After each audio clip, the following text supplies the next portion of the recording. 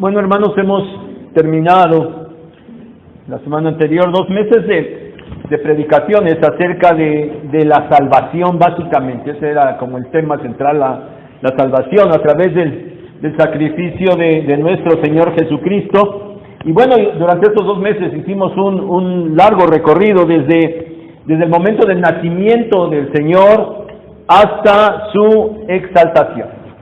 El cual predicamos el domingo pasado por la noche. Bueno, quiero decirles que para nosotros, para nuestro hermano Joel y para mí, bueno, ha sido de gran bendición el poder transmitir este plan de salvación, cómo se da la consumación del plan salvífico de Dios a través de la venida y el sacrificio de nuestro Señor Jesucristo.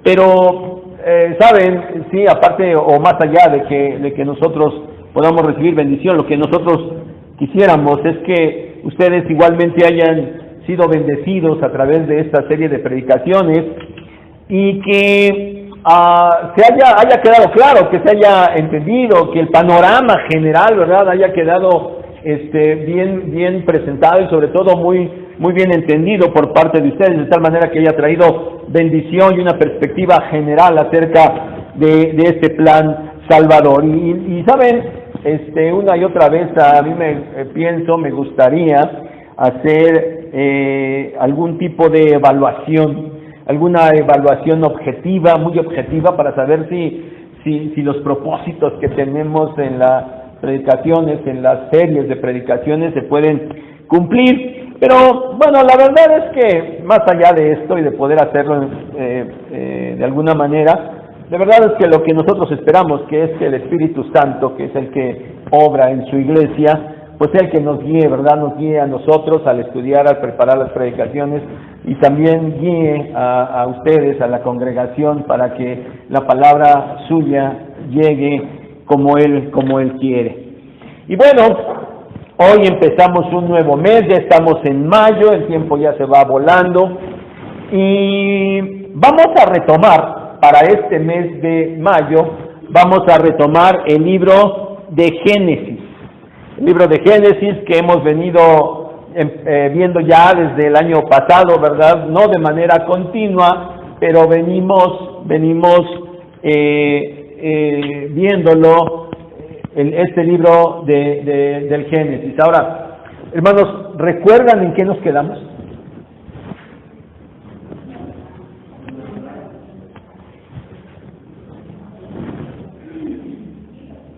Bueno, ya estoy haciendo la evaluación objetiva, a ver si ponen atención, si los objetivos se van quedando, creo que no, qué triste, ¿no? Qué triste que no.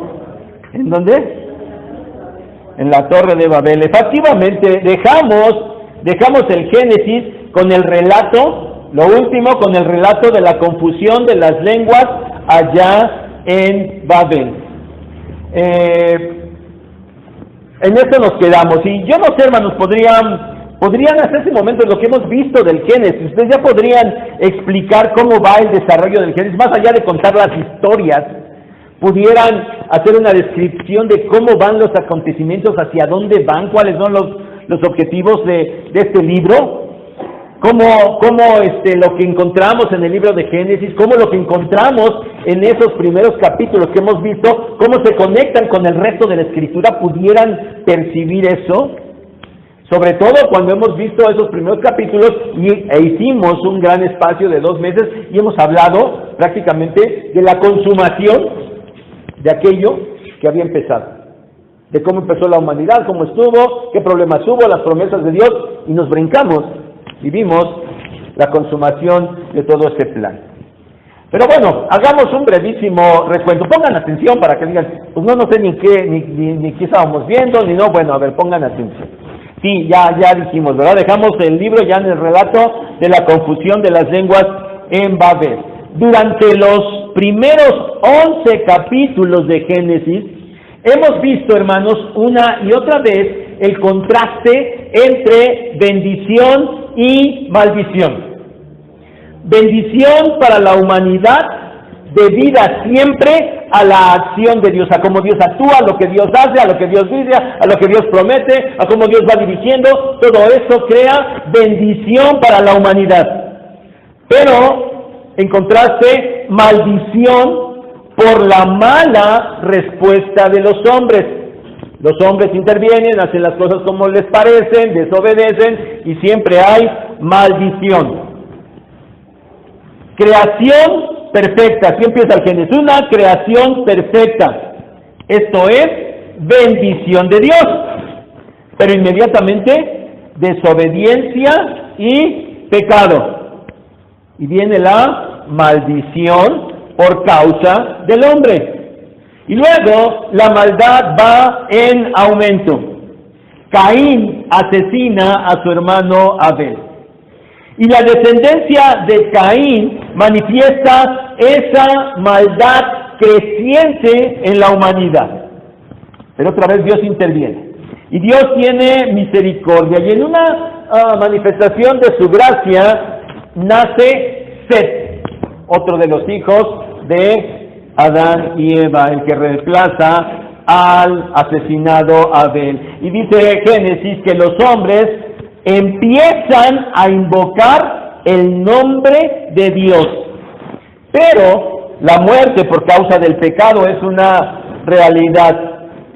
Y a pesar de que esa línea de sed es una línea de hombres justos delante de Dios, bueno, de todas maneras, ellos mueren por causa del pecado.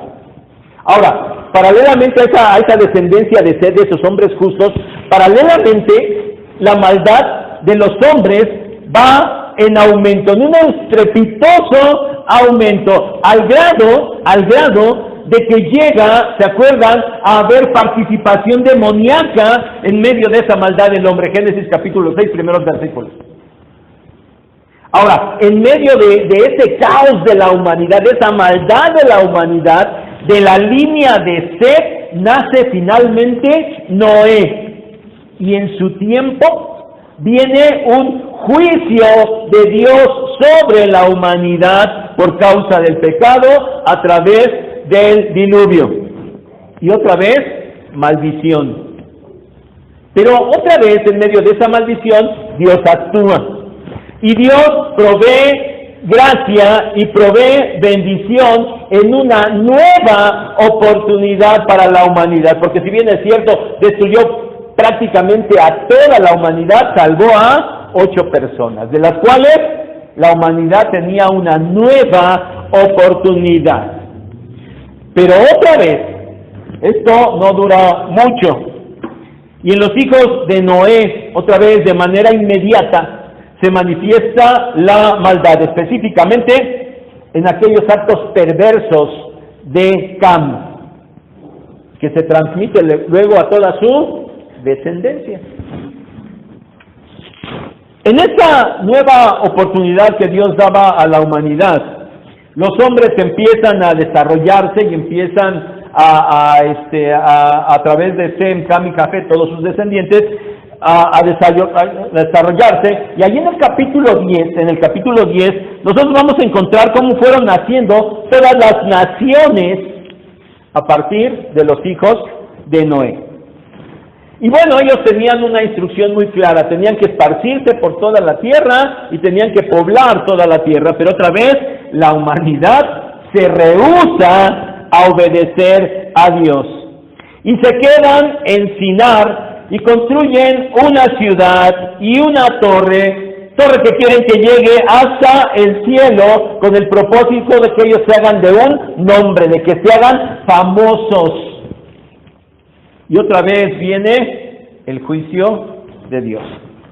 Esta vez no los destruyó, no destruyó la humanidad, solo confundió sus lenguas, para que no se entendieran, para que ese propósito de quedarse allí, de establecerse allí en Sinar, para establecerse y construir aquella ciudad y quedarse y estar yendo en contra de Dios, bueno, para que esos propósitos sean deshechos.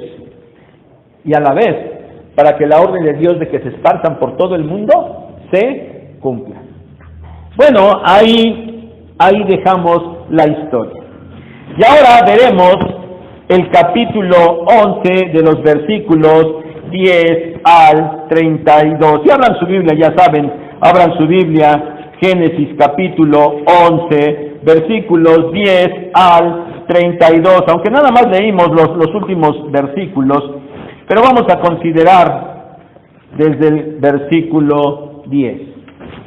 Y hermanos, aquí encontramos, aquí estamos entrando en estos versículos, versículo 10, estamos entrando en una nueva sección del libro de Génesis. Porque otra vez estamos encontrando esa frase, estas son las generaciones. ¿Ya la vieron? Estas son las generaciones. A ver, les hemos estado comentando para que otra vez allá en el futuro, cuando vuelvan a leer el libro de Génesis, se acuerden, perdón, que cada sección natural en la que se divide el Génesis empieza precisamente por esta frase, estas son las generaciones.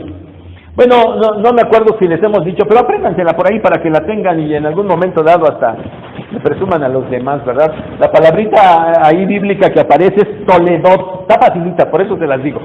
Toledot, esa palabrita Toledot, que es hebrea, significa generaciones precisamente.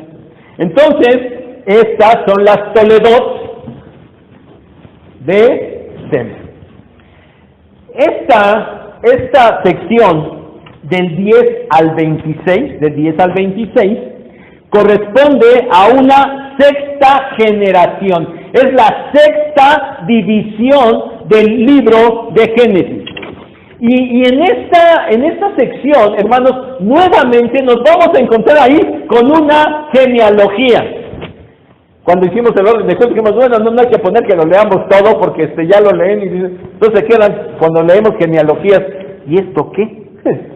Ahí encontramos otra vez una genealogía.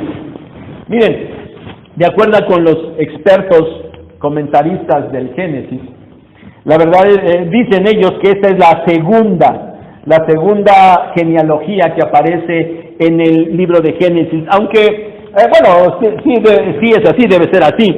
Pero si nos acordamos, hemos encontrado algunas otras listas de descendientes a través de estos 11 capítulos primeros. La descendencia de algunos personajes importantes, no todos buenos, ¿verdad? Pero de algunos personajes importantes. La primera lista fue muy pequeña, la encontramos allá en el capítulo 4 de los versículos 17 al 22 y corresponde a los descendientes de Caín. Y esa pequeña lista de los descendientes de Caín solo llegó hasta la quinta generación, hasta un hombre que se llamó Lamec. Y ahí se detuvo esta lista. Y bueno, se detuvo ahí porque se enfatiza la enorme maldad de este hombre Lamec. Y se enfatiza de esta manera como la maldad del hombre viene creciendo fuertemente en la humanidad en un tiempo relativamente breve. Bueno, la segunda lista la primera genealogía, de acuerdo con los expertos, es la que encontramos allá en el capítulo 5. Y esa genealogía del capítulo 5 da cuenta de los descendientes de Set, de los que ya mencionamos hace un momentito. Los descendientes de Set. Esa línea de hombres que empezaron a invocar el nombre de Dios. Una genealogía importante, de la cual recordaremos algunos detalles un poquito más adelante, al compararla con la del capítulo 11 que nos corresponde ver el día de hoy. Luego, capítulo 10. Las generaciones de Noé, las Toledot de Noé. Los descendientes de los hijos de Noé, Sem, Cam y Jafet, de los cuales proceden todas las naciones. Y este capítulo 10 es una gran lista de naciones que se desarrollaron después del diluvio y de las cuales deberían poblar toda la tierra. Ahora llegamos a la cuarta lista, la que los expertos llaman la segunda genealogía, capítulo 11, versículos 10 al 26. Y estos son los descendientes de Sem, Y esta narración de esos versículos va a llegar hasta mencionar a Abraham y sus hermanos. Hasta Abraham y sus hermanos, ahí en el verso 26. Bueno, hermanos, notemos algunas cosas interesantes sobre esta genealogía, que quizás así a simple vista no le percibimos mucho, pero que sí son de tomar en cuenta. Miren, allá en el capítulo 10, en aquella lista de las naciones, todavía hay un seguimiento general de la humanidad en su totalidad. Si en cierta medida todavía se está hablando de toda la humanidad, de cómo se va desarrollando, porque se habla de los hijos de Sem, pero también de los de Cam y los de Jafet y todos sus descendientes y las naciones y dónde se fueron estableciendo. Bueno, nos habla de la humanidad en general, aunque bueno, sin tantos detalles, no tantos detalles. Pero ahora, mis hermanos, aquí en el capítulo 11, la historia del Génesis abandona el seguimiento del mundo entero para empezar a centrarse en la línea de la cual finalmente saldrá la nación que Dios escogió de entre todas esas naciones. Capítulo 10, todos. Capítulo 11 se empieza a cerrar el panorama para ir apuntando hacia el pueblo de Israel. La historia empieza a cerrarse. Ya en el capítulo 10, en la lista de las naciones, encontramos a los descendientes de Sem. Pero esa lista que aparece en el capítulo 10 de los descendientes de Sem solo llega hasta una quinta generación y ahí se detiene. Esa quinta generación corresponde a la línea de Joktam. Joktam vendría siendo un hombre de la cuarta generación de Sem. Y ese Joktam es hijo de Eber. A Eber le correspondería ser la tercera generación. Eso pasó allá en el capítulo 10. Pero ahora, en esta genealogía del capítulo 11, se desarrolla de la otra rama de Eber. Eber tuvo dos hijos, Joktam y Peleg. Capítulo 10, por la línea de Joktam y hasta sus hijos, y se acaba. Pero ahora en el capítulo 11, la línea después de Eber viene con Peleg, con el otro hijo, del cual se dice allí en el capítulo 10, verso 25, que en sus días fue repartida la tierra, es decir, cuando sucedió la confusión de las lenguas de los primeros versículos del capítulo 11. En esta genealogía del capítulo 11, claramente vamos a percibir que el tiempo de vida de los seres humanos ha disminuido drásticamente. Bueno, no la leímos, yo espero que la hayan leído durante la semana, porque se los pusimos en el boletín, y ya saben que les ponemos en el boletín la parte que vamos a predicar el siguiente domingo, para que en la semana le echen una leidita. Yo espero que sí lo hayan hecho, pero por las caras que están poniendo, creo que ni se enteraron de este asunto. Bueno, no lo lean ahorita, mejor leanlo en la semana, otra vez lo repasan, pero se van a dar cuenta que el tiempo de vida de los que aparecen aquí en esta genealogía del capítulo 11 ha disminuido drásticamente en relación a los hombres que vivieron antes del diluvio. En aquella genealogía del capítulo 5, el hombre que murió más joven, el que más joven se murió, fue Lamec, de 777 años. Fue el más joven, y se murió de 777 años. Ahora, en esta genealogía del capítulo 11, el hombre que murió más viejo, aquel fue el más joven, 777 años. Ahora, el más viejo de esta genealogía es Arfaxad, y Arfaxad es el hijo primero de Sem. O sea, de Sem, la primera generación, Arfaxad, es el que muere más viejo de esta genealogía, y muere a los 438 años. ¿Se dan cuenta? El más viejo de esta genealogía dista mucho del más joven de la otra genealogía. Sí, las edades de vida fueron disminuyendo después del diluvio. Y de los hijos de Sem, el primero Arfaxad, y de ahí para abajo todos sus descendientes, si le ponen atención después a esa lista, bueno, las edades de vida fueron todavía disminuyendo más y más y más y más, hasta llegar a Taré, que muere ya de 205 años, y después el propio Abraham, que muere de 175 años. La vida de los hombres fue disminuyendo. También es de notarse, y esto obviamente quizás hasta de manera natural, que la edad en la que estos hombres engendraron a sus hijos primogénitos también fue una edad más temprana. Antes del diluvio, que a los 100 años, que a los 125 años, y ahora a los 30, a los 35, es decir, la edad en la que los hombres empiezan a engendrar a sus hijos también es mucho más temprana. Hermanos, las condiciones de vida después del diluvio cambiaron. Y los años de vida de los hombres disminuyeron. Eso fue lo que sucedió después del diluvio, y lo podemos ver en esta genealogía.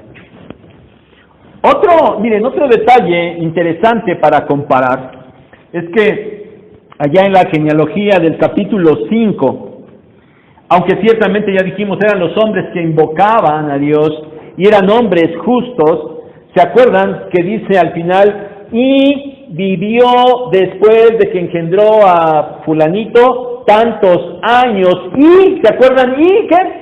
Murió.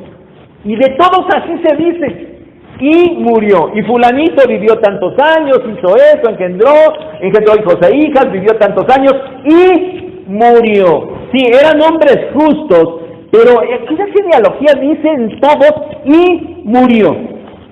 Es decir, a pesar de su relación con Dios, la maldición del pecado quedó allí permanente, impregnada en la humanidad. Ahora, en esta genealogía, aunque ciertamente los hombres de esta lista también murieron, si ustedes le echan un vistazo rápido, se van a dar cuenta que eso que dice y murió aquí, en esta genealogía, no se puntualiza. Aquí no dice y murió, aquí no aparece. ¿Por qué? ¿Saben por qué? Porque Dios nuevamente está proveyendo bendición. Porque de esa línea llegará finalmente Abraham. Y a la postre, ¿quién vendrá? El Salvador del mundo. La genealogía del capítulo 5 termina con Noé y con el juicio sobre la humanidad. Un juicio de destrucción sobre la humanidad. La genealogía del capítulo 11 termina con Abraham y el inicio del pueblo escogido por Dios para traer bendición al mundo, para traer al Salvador del mundo. Una gran diferencia. Pero algo más, hermanos, que deberíamos resaltar de esta genealogía. En esta lista que va de Sem a Abraham, es que Sem, hijo de Noé, fue bendecido por Dios a través de su padre Noé. recuerden, hermanos, recuerden. Cuando Moisés está escribiendo este libro del Génesis, el pueblo de Israel acaba de salir de Egipto y va en camino a la tierra de Canaán.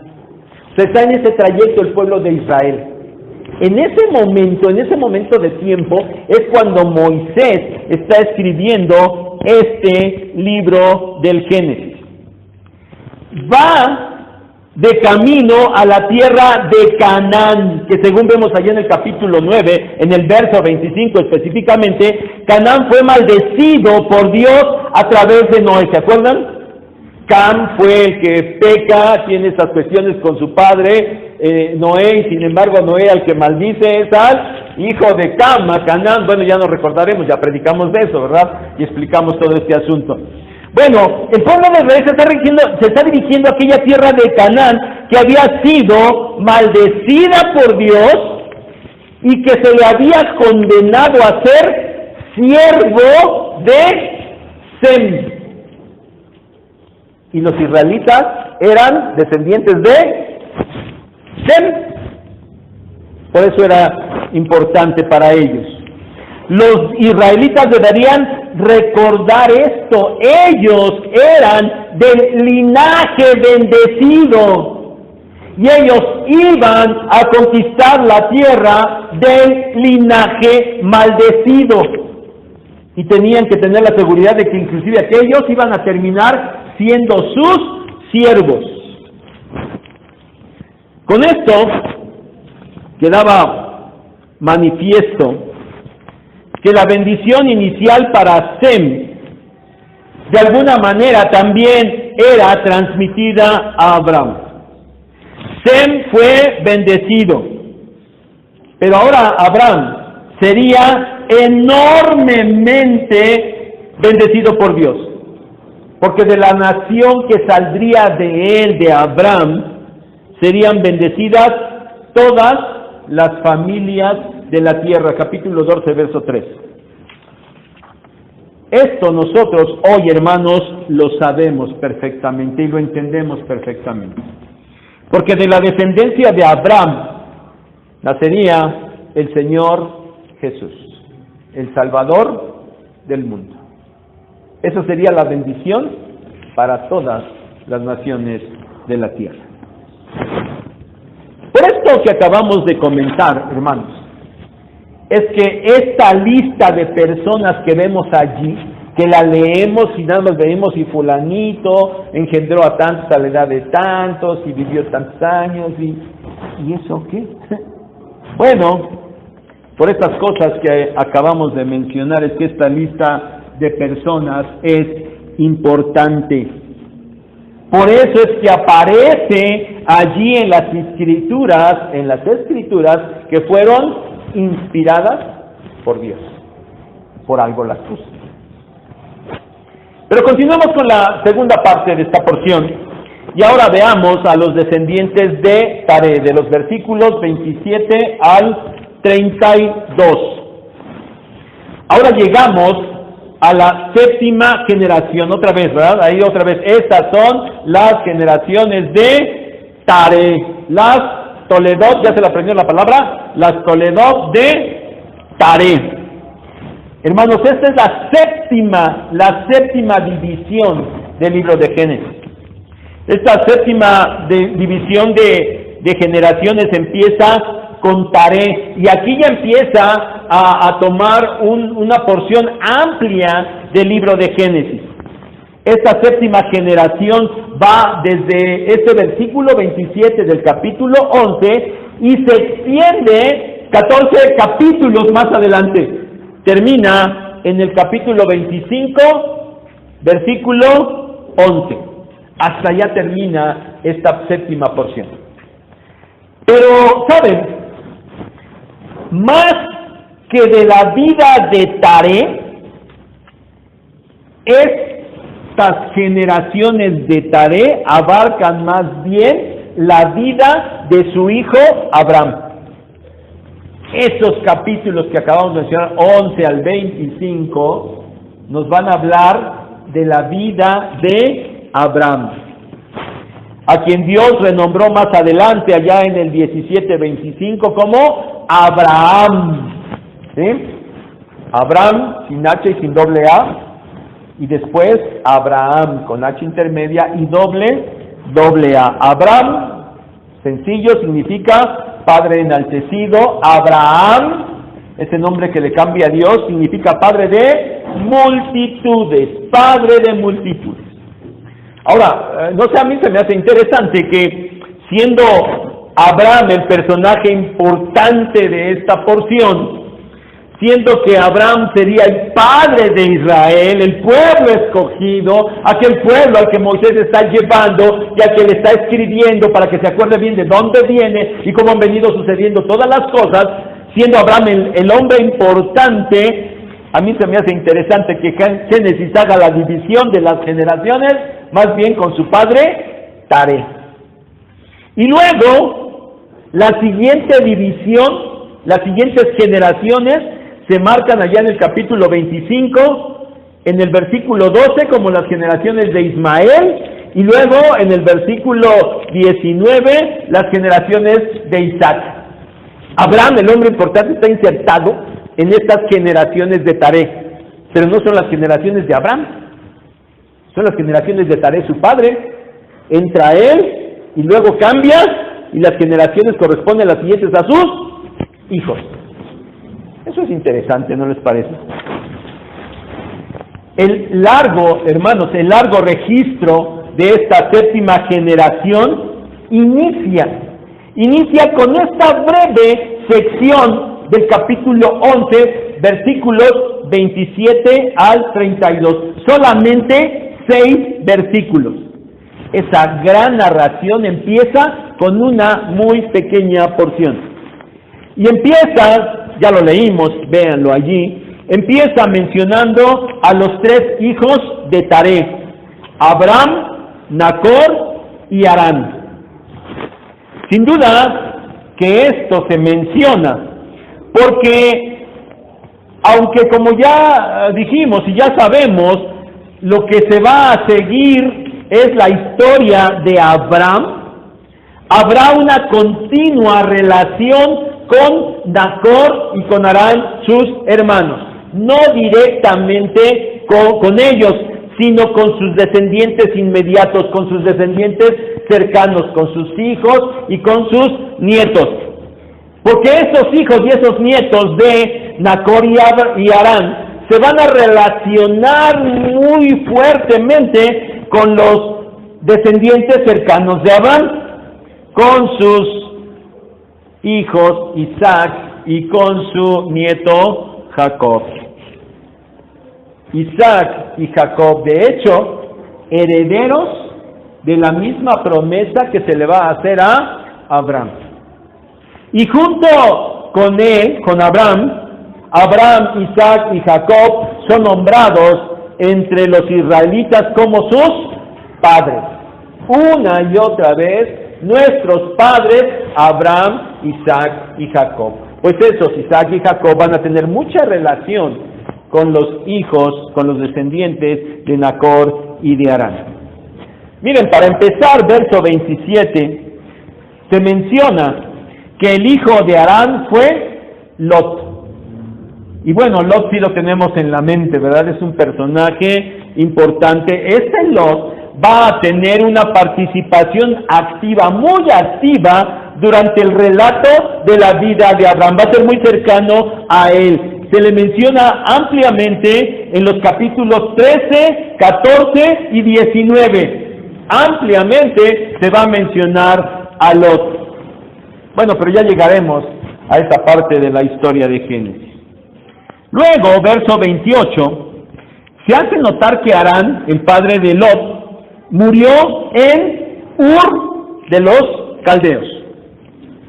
Que Harán murió antes de su padre Taré.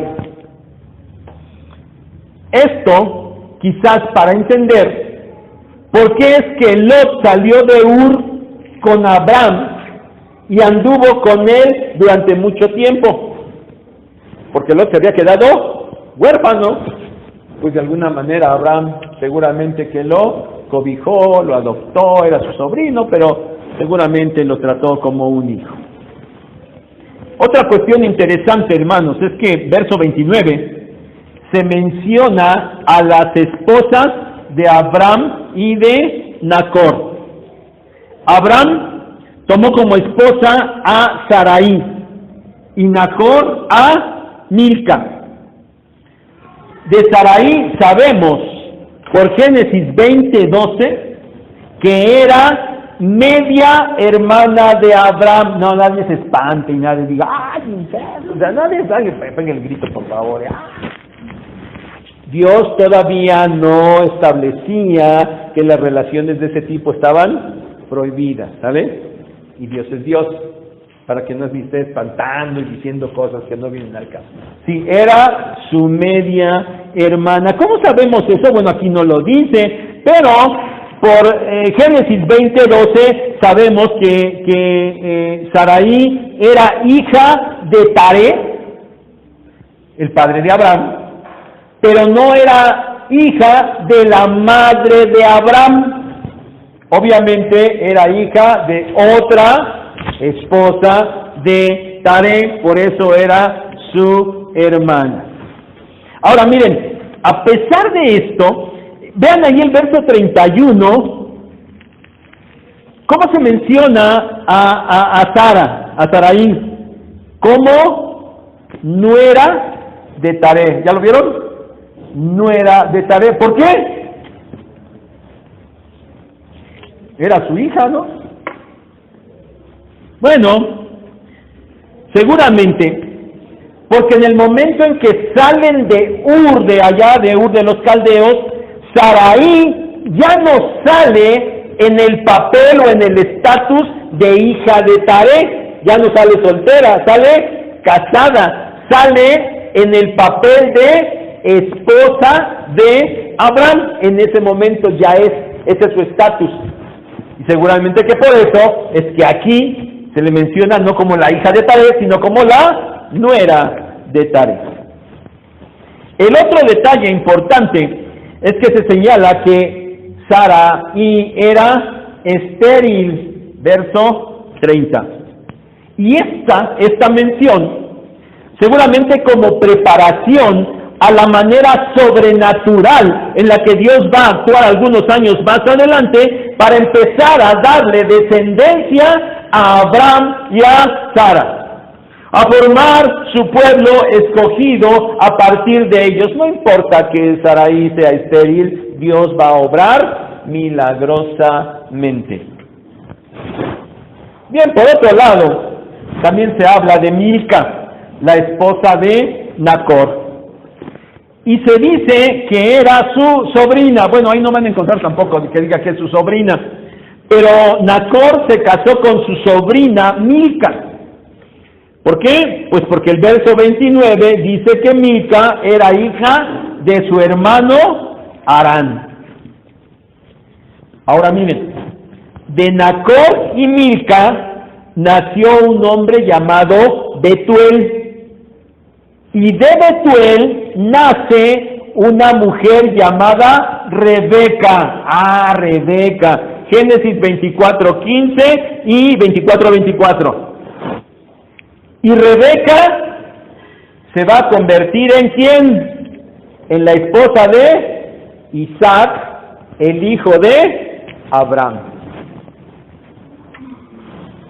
A su vez, el hermano de Rebeca era Labán. Tenía un hermano. Rebeca tenía un hermano que se llamaba Labán. Génesis 24:29. A este Labán es a quien Jacob, nieto de Abraham, huye porque su hermano Esaú pues le trae ganas y lo quiere matar. Y Rebeca le dice: a ver, hijo mío, Jacob, tu hermano Esaú anda bien enojado, te quiere matar, está esperando el momento que tu padre falte. ¿Sabes qué? Vete allá, a tierra de mi hermano Labán. Vete con mi hermano Labán y allá escóndete y allá queda. Y Jacob se va con Labán. Génesis 27, 41 al 43. Y estando allí en casa de Labán, Jacob se casa ¿con quién? Con las hijas de Labán, con Lea y Raquel. Bueno, no me puse a hacer el parentesco, que si eran sobrinas, que si eran primas y que si eran sobrinos nietos, o sea, no me puse a hacer todo ese asunto. Bien pudo haber, de hecho se les hubiera puesto en una imagen aquí, ¿verdad? Pero no, saquen ustedes ahí, lean esto. No hice notar el parentesco, pero hermanos, como bien podemos ver, todo quedó en familia, ¿verdad? Todo quedó allí en familia. Solo señalemos en este momento que los personajes que protagonizan esas historias y que vamos a ver más adelante, personajes importantes en el desarrollo del pueblo de Israel, todo tiene su origen y su explicación en esta pequeña porción de 11, 27 al 32. ¿Y eso para qué no lo ponen? Para que entiendan, para que entendieran los israelitas cómo se daba todo el desarrollo de su pueblo. Pero hermanos, además de estos detalles, quizá lo más importante que hay que tomar en cuenta es la salida de Ur de los caldeos hacia Canaán, la tierra prometida a la que el pueblo de Israel se estaba dirigiendo en ese tiempo en el que Moisés está escribiendo el libro de Génesis, que ya les dije. Dice aquí el texto que Taré tomó a Abraham con Sara y con Sarai, todavía no le cambia el nombre también, le va a cambiar el nombre, a Abraham con Sarai y a Lot, que había quedado huérfano, y salieron de Ur de los caldeos, y su intención era llegar hasta Canaán. Pero en el trayecto pasaron por Harán y allí se quedaron. Y allí en Harán murió Taré a la edad de 205 años. Y así se acaba esta pequeña sección inicial de las generaciones de Taré. Y hermanos, sin duda que surgen preguntas, ¿verdad? Algunas preguntas interesantes. ¿Por qué Taré? ¿Por qué se dice ahí que Taré decidió ir a Canaán? ¿Por qué finalmente solo se quedó en Harán? Bueno, pudiera hablarles de las diferentes respuestas que se han planteado, porque el texto no nos da detalles específicos para responder a estas preguntas. Pero, bueno, sería quizás mucho tiempo. De acuerdo al siguiente versículo, capítulo 12, verso 1, nada más voy a decir esto porque es la predicación del próximo domingo, ¿verdad? Pero de acuerdo a este primer versículo del capítulo 12, y de acuerdo al resto del Génesis, y a otros pasajes del Antiguo y del Nuevo Testamento, está claro que la orden de salir de Ur y la promesa de recibir Canaán fueron para Abraham, no para Taré, para Abraham. Aunque aquí parece que es Taré el que toma la decisión de salir de Ur. Pero la orden fue para Abraham. Y el capítulo 12 al inicio nos va a aclarar eso perfectamente. Pero Dios le había dicho a Abraham: sal de tu tierra y de tu parentela a la tierra que yo te mostraré. Miren, ¿por qué Taré decidió ir? Bueno, la orden, tal vez una de las muchas respuestas que se plantean es que quizás Dios le mandó a Abraham que saliera, y Abraham se lo comentó a su padre Taré, y dijo Taré, bueno, pues vámonos, ¿no? Abraham le ha dicho, ¿y a ti quién te invitó, verdad? Pero bueno, así eran las cosas. Bueno, hasta la fecha siguen siendo, ¿verdad? Ya me imagino algunos de ustedes que le digan a sus papás, papá, me voy a ir para tal lado, y su papá, pues vámonos, ya van, ¿verdad? Ya no sé ahora si los hijos son falderos, o son los padres los que no quieren soltar a los hijos, ya no lo entiendo, ¿no? Pero bueno, no se preocupen, no creo que Dios los vaya a mandar a alguna tierra por ahí, que no saben ni a dónde. Pero bueno, a lo mejor eso pasó, ¿verdad? Fue una posibilidad. Pero miren, hermanos, más allá de que aparentemente la iniciativa inicial pudiera haber sido realmente de Taré, la verdad es que eso no quita para nada que la orden era para Abraham. Porque es Dios el que mueve las situaciones. Es Dios el que mueve a las personas para cumplir sus propósitos. Y el propósito de Dios era que Abraham llegara hasta Canaán. Se detuvieron en Harán. Y saben, allí estando en Harán, Dios le vuelve a hablar a Abraham y le dice, deja tu tierra y tu parentela y la casa de tu padre y vete a la tierra. Y Abraham de Harán salió solo, dejando a su padre Taré allí en Harán. Hagan cuentas, vean los versículos, hagan cuentas. Abraham sale de Harán y Taré vive todavía 60 años más allí en Harán. Es decir, Abraham no esperó a que su padre muriera para irse. Él se fue, su padre todavía vivía y se quedó en Harán.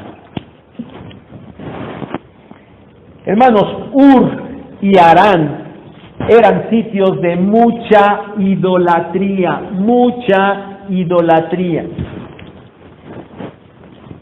Lugares muy importantes, eran ciudades importantes.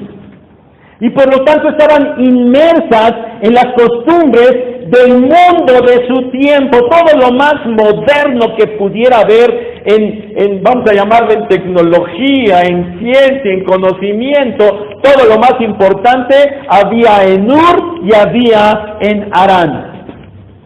Pues de allí, de en medio del mundo, de en medio de la idolatría, Dios estaba sacando al hombre al que había escogido para formar a su pueblo, del cual, como ya dijimos, y no nos cansaremos de repetir, llegaría el Salvador del mundo. De allí, de en medio del mundo, lo saca para formar su pueblo escogido. Después de 11 capítulos, el trato de Dios para con el mundo vuelve a cambiar. Y el relato de Génesis nos sigue llevando a nosotros a través de la historia de la salvación. Génesis 11, 10 al 32. Una sección que pareciera no tener mayor relevancia, pero que ya notamos que sí la tiene. En su momento fue muy importante para el pueblo de Israel, que se estaba dirigiendo a la tierra prometida. Y ahora es importante para nosotros, para darnos cuenta de cómo Dios fue forjando la historia de nuestra propia salvación. Dios ha tenido siempre todo bajo control. Dios ha actuado siempre en la historia humana, no es un Dios allá alejado, ajeno al mundo, no. Dios interviene y ha intervenido siempre en la historia de la humanidad y la va dirigiendo y va conduciendo todos los detalles para que sus planes se cumplan perfectamente. Esto, hermanos, que estamos leyendo en esta porción, en aquellos lejanos tiempos, más o menos hace 4,000 años, 4,000 años más o menos de eso. Y hoy nosotros podemos comprobar, porque para nosotros ya es historia, que todo tenía un propósito, que todo iba encaminando a algo y que todo se cumplió perfectamente. Nosotros podemos ver eso hoy. Nosotros hoy, hermanos, estamos en espera del cumplimiento total y definitivo de los planes salvíficos de Dios, los cuales encontramos en un inicio allí en el Génesis, pero que se vienen desarrollando a través de toda la Biblia y que van a tener su culminación en los acontecimientos que están profetizados allá en el libro de Apocalipsis y otras porciones de la Escritura. Y nosotros estamos en espera de que ese plan salvífico total y definitivo se cumpla. Y hermanos, para nosotros lo que estamos viendo aquí, en esta porción que pareciera no tener mucha importancia, deberíamos pensar en que ya que eso que pareciera intrascendente, sin sentido, tenía mucho sentido para un cumplimiento inicial del plan salvífico, ahora lo que nosotros vemos allí y en el resto de la Biblia nos debería dar seguridad para saber que esas promesas de Dios, esas cuestiones escatológicas del libro de Apocalipsis, un día también, con toda seguridad, se van a cumplir. Por eso es importante cada sección de la Escritura. Padre, gracias por tu palabra. Tú la inspiraste y tú decidiste que esto que acabamos de leer estuviera allí para nosotros hoy. Y Padre, gracias porque entendemos que es importante y que nos da una seguridad de que, Señor, tú cumplirás tus planes, así como lo hiciste y condujiste todos los detalles para tu pueblo Israel. Así lo harás para con tu iglesia el día de hoy y en un futuro. Gracias nuevamente por tu palabra en el nombre de Jesús. Amén.